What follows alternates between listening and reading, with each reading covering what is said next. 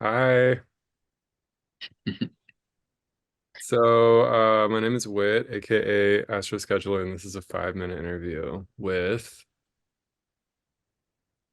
Alex Schecter. And do you have anything that you want to say starting out about yourself? About myself, Hmm.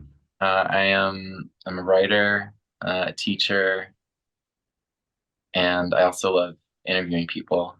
It's fun to be getting interviewed now, but I do like interviewing people, and I have a podcast called "Where Did You Come From? Where Did You Go?" Can you tell us a little bit about your podcast? Yeah, I describe it as a podcast featuring conversations with queer writers about the journeys they go on in the world and inside themselves. So it's like the inner and outer journey.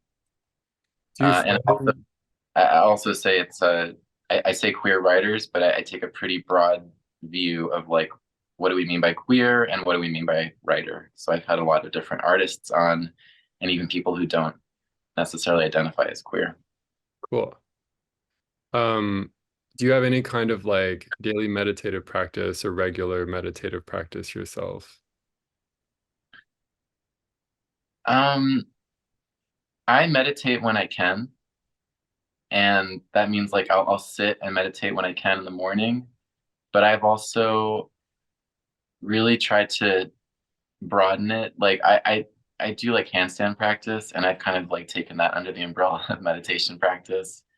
And then I've also like realized that when I'm sitting down to write, that's basically I'm getting into like some kind of meditative zone, or I let myself Hmm. I want to get into a meditative zone, so I sort of count that too.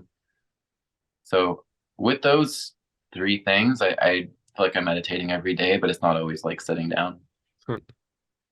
Before we hopped on this, we sort of had a brief conversation where you were talking about uh meditating in time, but separately with another person. Do you kind of want to talk about that a little bit? Yeah, sure. I told you a story about my friend and I having this practice. This was like 15 years ago. We were both living in New York and we were actually collaborators, like musical collaborators. And we were having like a rocky point in our collaboration. So we decided to meditate every day at the same time together, but in different places. So I would be at my job. I would actually go into a closet to meditate. She would be at her job in a different part of the city, and we would just text each other like, "Okay, it's time to meditate, meditation time, medicine." Sometimes just say medicine time, and sit down for 5 minutes, maybe longer. And yeah, like I was telling you before, we were not in the same place, but sitting down to meditate, it kind of felt like then we were in the same place, and we kept that ritual going for a few months actually, Well, and it really helped heal what we were going through. how did it help heal?